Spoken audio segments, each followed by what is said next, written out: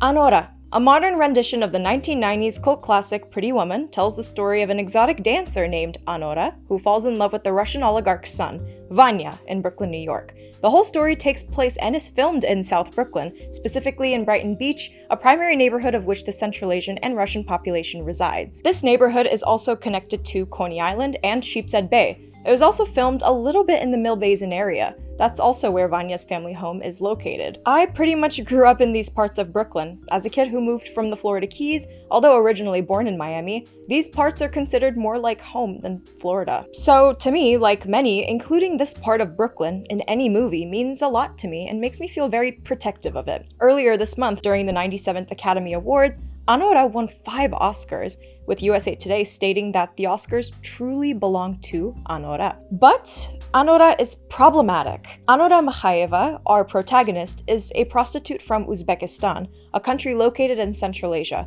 formerly part of the Soviet Union, with a population of 35 million, and the main ethnic groups being Uzbek, Tajik, Kazakh, Russian, and Karakalpak. The person you're watching right now is actually Uzbek and half Turkmen.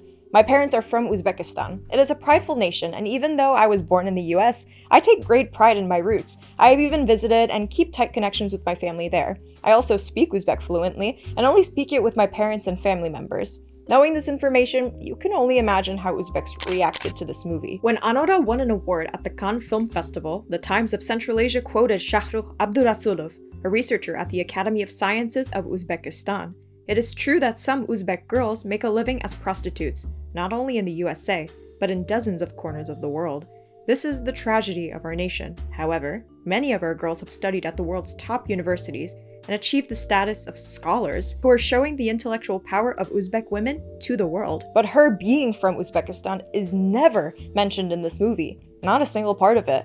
When it was first advertised, it was mentioned everywhere. In almost every article that Anora was from Uzbekistan. The title of the movie, Anora, is literally an Uzbek name. It is an Uzbek and Persian, Tajik name, meaning pomegranate, Anor being pomegranate. It could also mean light, honor, or the shining one. The story between Anora, or Annie, and Ivan, Vanya, is heavily romanticized. The damsel in distress, Central Asian prostitute, is attempted to be saved by the Russian millionaire. For centuries, Western depictions of Eastern women, especially those from Muslim-majority countries, have been shaped by fantasies, not reality. In the 19th century, European artists and writers created an entire fantasy around the exotic harems of the East because they were denied access to them. Harem shares a linguistic root to haram, meaning forbidden in Arabic. Harems were common in wealthy households of the East until the 20th century. They were a private space for women, wives, children, servants, and concubines. Non-family males were excluded from entering. The whole purpose of a harem was to provide a secluded space for women where they could live and carry out their duties, separate from the public sphere. Because men were forbidden in these spaces unless they were family, European men used their imagination. They imagined harems filled with submissive,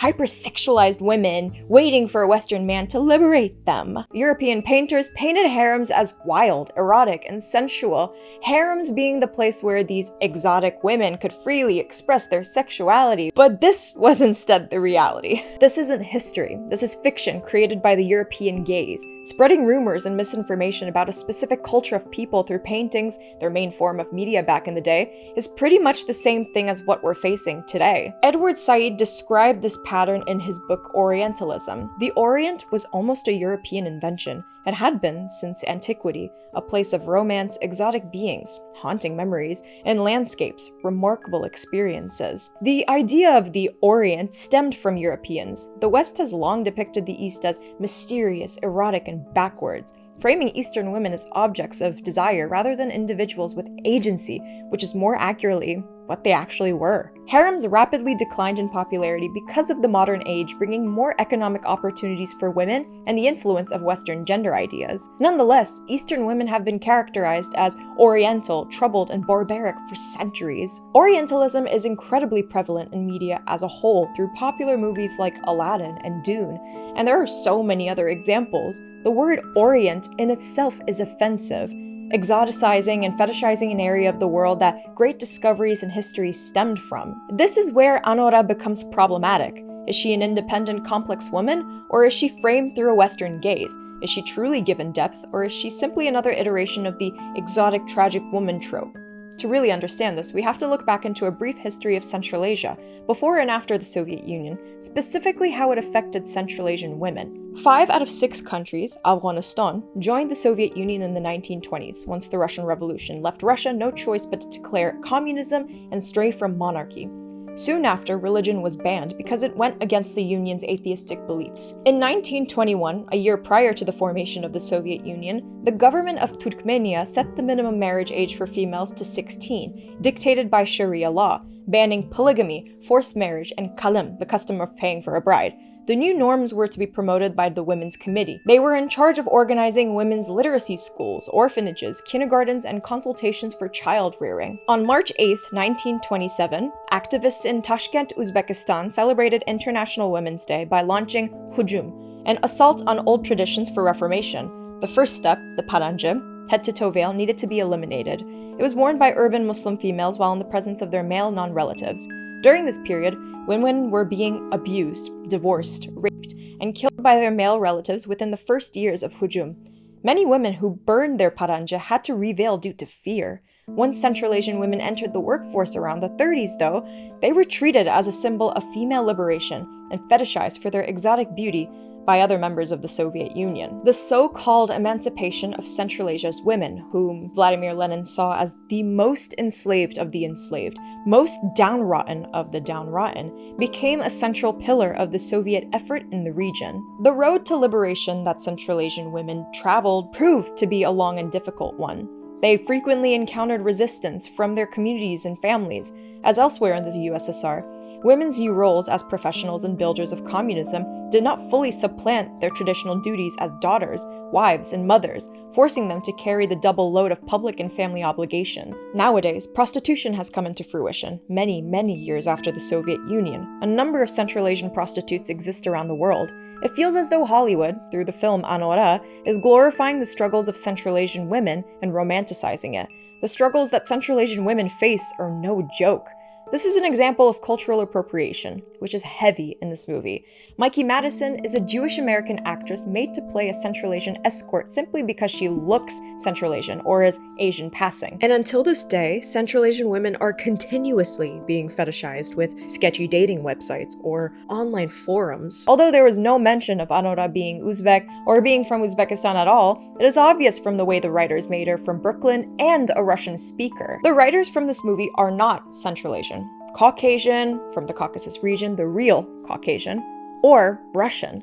They are not related to the culture at all to at least attempt to accurately depict the struggles of Central Asian women. This misrepresentation of Uzbeks in media, like in Borat or The Angriest Man in Brooklyn, which I made a video about a couple years ago, going through each one for you to check out, is commonly seen. But not only is the main character, Anora, a racial stereotype, but so is Vanya's character, being from the son of a Russian oligarch. Russians have been deemed as dangerous assassins, mafia bosses, or criminals in almost every Hollywood movie. And furthermore, the Armenian characters, Toros and Garnik, Vanya's security guards, were the comic relief of the movie, and I personally found their antics very funny. However, their characters stem from common Armenian stereotypes with their subservience to the Russian oligarch family. Basically, they're subordinates and helpers for this family, which is a huge problem. All POC parties in this movie are inaccurate, stereotyped, and completely misrepresented. Even the heavy New York accent is heavily exaggerated. I'm from New York and I don't sound like that. It is demeaning to see Hollywood misrepresent marginalized communities.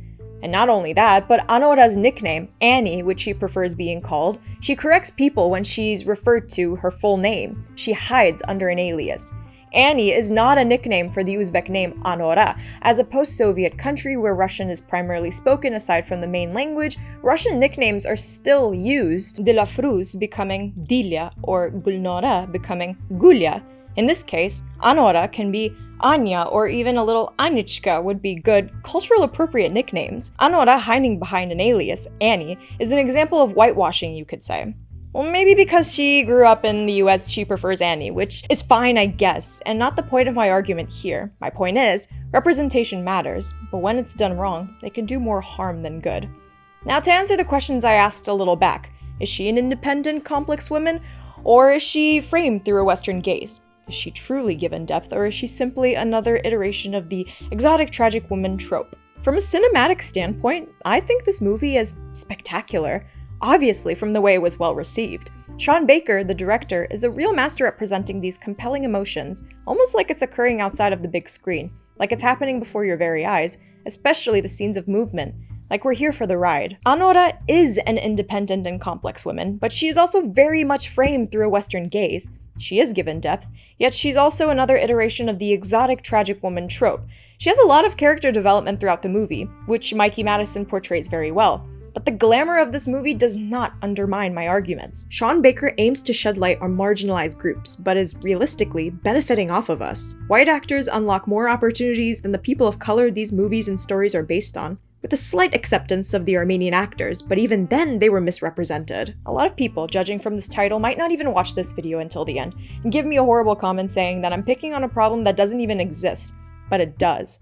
And it matters. But why does it matter? Because media shapes perceptions. When a film like Anora wins an Oscar, it cements a certain narrative about Uzbek women in the global imagination, certainly with the very little representation we get, and even then we're misrepresented. This affects how we're perceived, how we're treated in relationships, in workplaces, even in immigration policies. It's not just a movie, it's part of a larger pattern. So is Anora a win for representation? No. Representation isn't just about having a face on screen. It's about telling authentic stories that don't reinforce harmful stereotypes. Let's think critically about how our cultures are portrayed and push for a better, more authentic narratives. And let me wrap up this video essay with an Uzbek phrase or ibora. Milletke til tigis maslik gerek.